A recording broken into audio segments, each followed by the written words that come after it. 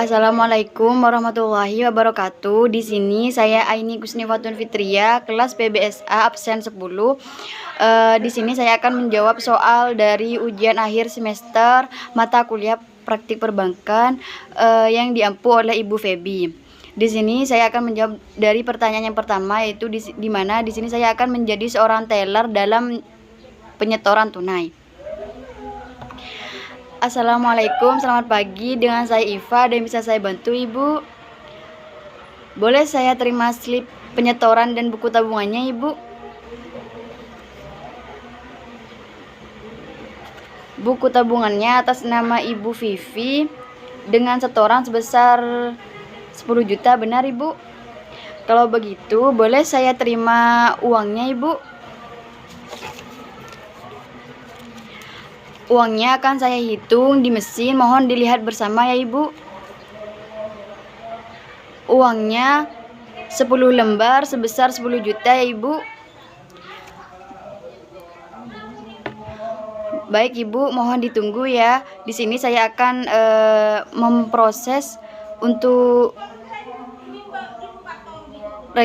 bukti transaksinya ya Ibu. Baik Ibu, mohon diperiksa kembali. Di sini saya sudah membukukan tabungan Ibu sebesar 10 juta Ibu. Ada yang bisa saya bantu lagi Ibu? Jika tidak, terima kasih. Selamat pagi, selamat beraktivitas kembali.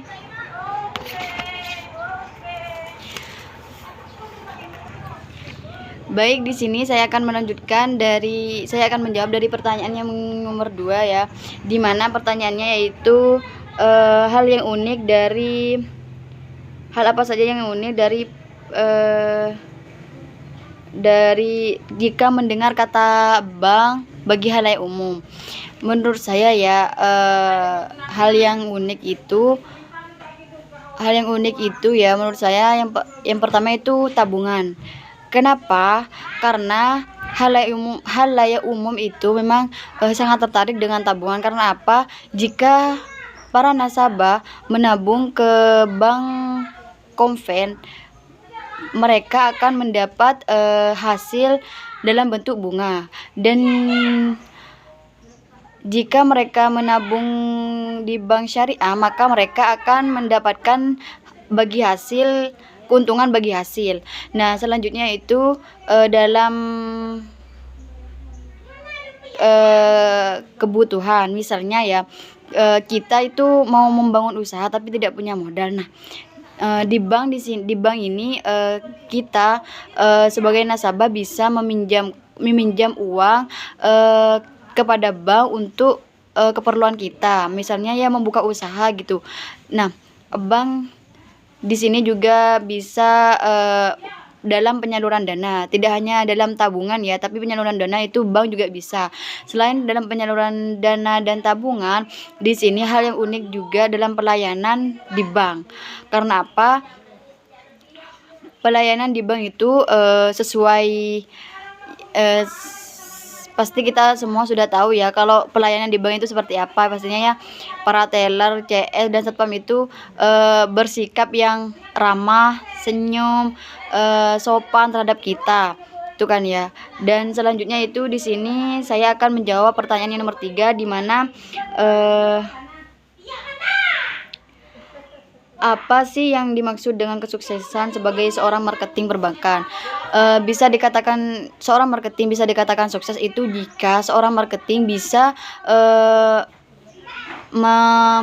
mencapai target. Di dalam bank itu kan ya, di dalam bank itu pasti memiliki target dalam mencari nasabah. Misalnya dalam mencari nasabah. Nah, seorang marketing dalam mencari nasabah, dalam mendapatkan nasabah, jika seorang marketing sudah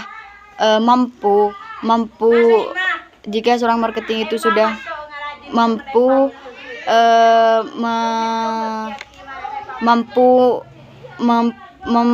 menarik perhatian nasabah dan bisa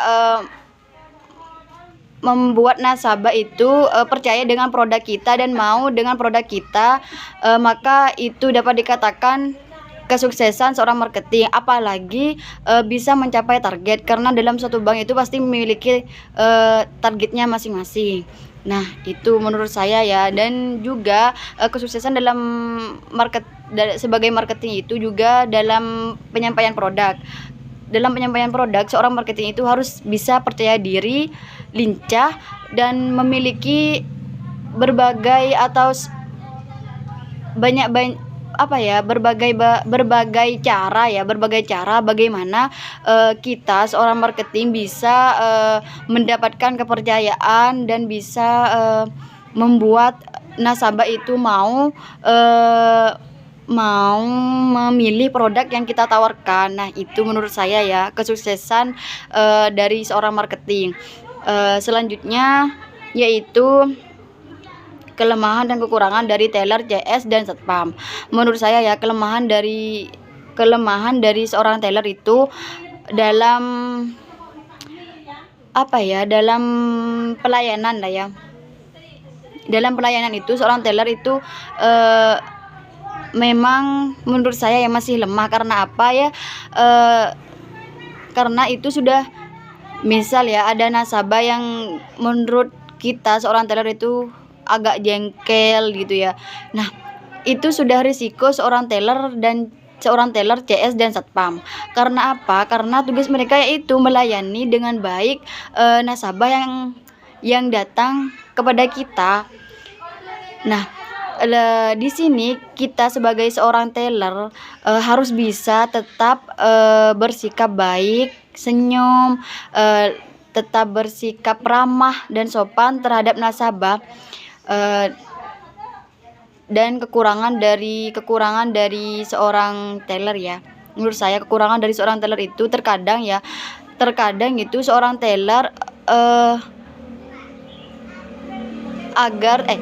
kekurangan dari seorang teller itu untuk tidak membeda-bedakan nasabah yang satu dan nasabah yang lainnya. Misalnya ya, ada nasabah yang tidak membedakan nasabah yang mau menabung dalam jumlah besar dan menabung dalam jumlah kecil, ataupun dalam meminjam dana di bank. Nah, menurut saya itu untuk tidak membedakan hal-hal tersebut ya. Karena apa? Karena itu semua nasabah itu sama di mata teller. Jadi kita tidak harus bersikap paling ramah untuk nasabah yang menabungnya dalam jumlah besar. Tidak, kita itu merata, sebagai teller itu merata dalam melayani seorang nasabah, entah itu menabung dalam jumlah besar, dalam jumlah sedikit, maupun dalam meminjam dana dalam bank. Menurut saya gitu ya. Dan untuk kelemahan dari seorang CS ya, itu menurut saya sama, tidak jauh beda dengan seorang teller. Karena kita sebagai CS atau teller harus sama-sama bersikap atau melayani dengan ramah terhadap nasabah yang akan kita layani. Karena apa? Karena itu memang tugas kita sebagai seorang CS atau teller. Meskipun nasabah yang kita layani itu agak jengkel, agak cerewet gitu ya, kita itu harus tetap dalam porsi sabar, tetap ramah, sopan, senyumannya itu tetap tidak terlihat terpaksa ya. Nah, mungkin gitu. Dan untuk kekurangannya itu menurut saya ya, dalam pelayanan seorang CS itu sepengalaman saya itu CS itu dalam melayani nasabah untuk misal ya dalam pembuatan buku rekening itu ya, itu rentang waktunya itu terlalu lama. Dalam pembuatan buku rekening itu terlalu lama. Biasanya kan paling enggak 30 menit lah. Nah, itu pihak CS itu rentang waktunya itu melebihi waktu melebihi waktunya lah, intinya gitu. Jadi seorang nasabah itu agak gimana ya, bosan iya di situ, dan menunggu prosesnya itu terlalu bosan karena terlalu lama. Dan untuk satpamnya dalam kelemahannya itu ya sama ya, menurut saya itu sama. Kita harus tetap sebagai satpam itu harus tetap ramah terhadap nasabah yang mau datang ke bank tersebut ya. Kita sebagai satpam itu harus ramah, senyum itu harus ada, dan sebagai satpam kita harus sering-seringlah menawarkan pertolongan karena apa ya? Karena kan tidak semua nasabah itu berani untuk bertanya. Ada kan nasabah itu yang malu untuk bertanya. Jadi kita sebagai satpam itu harus tanggap dalam melayani sebuah nasabah. Dan untuk kekurangannya itu terkadang yaitu ya satpam tidak tanggap dalam menawarkan pertolongan terhadap nasabah. Terkadang ya, sepengalaman saya itu saking apa ya, tidak tanggapnya satpamnya itu, pihak nasabah sendiri yang harus memiliki keberanian untuk bertanya, entah itu mau kemana, kalau misalnya kalau mau nabung itu kemana, kalau mau buat buku rekening itu kemana. Nah itu kita harus berani sendiri untuk bertanya ke satpamnya itu. Biasanya kan itu tugasnya satpam untuk selalu menawarkan pertolongan terhadap nasabah. Nah itu menurut saya kekurangannya. Selanjutnya yaitu sebutkan nomor 5 yaitu kelemahan dan kelebihan yang harus ditonjolkan dari seorang teller, CS, dan satpam. Menurut saya ya, yang harus ditonjolkan dari seorang teller, CS, dan satpam itu hal yang benar-benar nampaklah bagi nasabah. Karena apa? Karena itu kan setiap harinya itu kita selalu berhadapan dengan nasabah. Yang kita layani itu nasabah. Jadi hal yang harus ditonjolkan itu yang memang benar-benar tampak atau nampak kepada nasabah. Misalnya untuk seorang teller ya, hal yang harus ditonjolkan itu dalam sikapnya untuk melayani nasabah ya. Dalam melayani nasabah itu kita harus tetap murah senyum, sapa, terus salam, jangan lupa salam ya. Terus itu kita harus percaya diri dalam menyampaikan atau step-step yang harus nasabah itu lakukan, sehingga nasabah itu dapat mengerti apa yang harus mereka lakukan atau apa yang harus mereka perlukan. Jika misalnya dalam pembuatan buku rekening itu kan mereka kan tidak tahu, para nasabah itu kan tidak tahu persyaratan apa yang harus mereka sediakan, yang harus mereka lakukan, itu kan mereka tidak tahu. Jadi pihak teller atau maupun CS itu harus menonjolkan sikap kelincahannya dalam menyampaikan hal sesuatu atau seperti step-step yang harus nasabah lakukan. Nah, dan untuk di situ juga, dan untuk satpamnya itu harus hal yang harus ditonjolkan itu hal yang harus ditonjolkan itu dalam menawarkan pertolongan. Misalnya jika ada pihak nasabah yang ingin bertanya tentang perbankan, misalnya kalau mau nabung itu gimana, persyaratannya itu apa. Nah, pihak satpam itu harus benar-benar tahu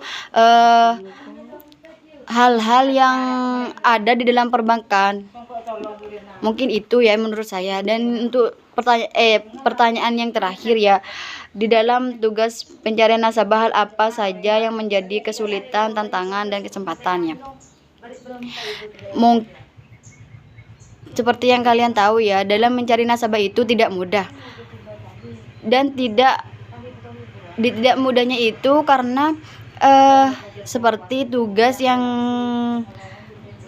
kemarin kita kerjakan ya, tugas yang ibu berikan itu kan kita disuruh mencari nasabah. Nah, di situ kita pastinya memiliki kesulitan dalam mencari nasabah kan ya. Misalnya tidak semua orang itu mempercayai produk yang kita tawarkan. Tapi misalnya ya, contohnya saya yang kemarin itu tugas yang kemarin itu saya menawarkan, maksudnya itu ya, menawarkan terhadap teman saya, itu teman saya ya. Nah, mereka itu seperti hanya kaget, buat apa gitu kan. Kemarin saya minta minta bukti seperti KTP itu ya, bukti anu. Nah, itu mereka itu seperti kaget, tidak percaya, karena buat apa gitu kan. Ketidakpercayaannya mereka itu karena di sini saya dalam mencari nasabah itu tidak legal, tidak dalam suatu perusahaan apa gitu. Nah, karena kesulitannya itu mungkin di situ ya untuk saya.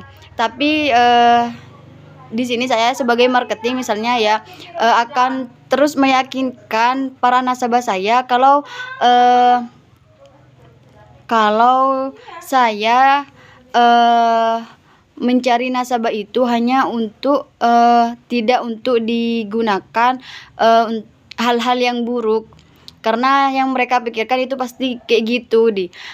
Takutnya mereka diminta foto KTP-nya itu, takutnya mereka itu diminta dibuat hal-hal yang seperti dalam peminjaman uang yang mereka tidak tahu gitu.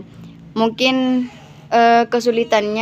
tantangannya di situ. Tapi kesulitannya terletak di seperti sekarang ini ya, keadaan sekarang ini kan tidak memungkinkan untuk memperluas nasabah, karena keadaan sekarang ini kan seperti COVID-19 di sini ya. Mereka kita sebagai seorang marketing itu tidak bisa memperluas dalam pencarian nasabah. Jadi mungkin itu kesulitan yang saya alami sebagai marketing dalam mencari nasabah. Mungkin hanya itu yang dapat saya sampaikan, kurang dan lebihnya mohon maaf. Assalamualaikum warahmatullahi wabarakatuh.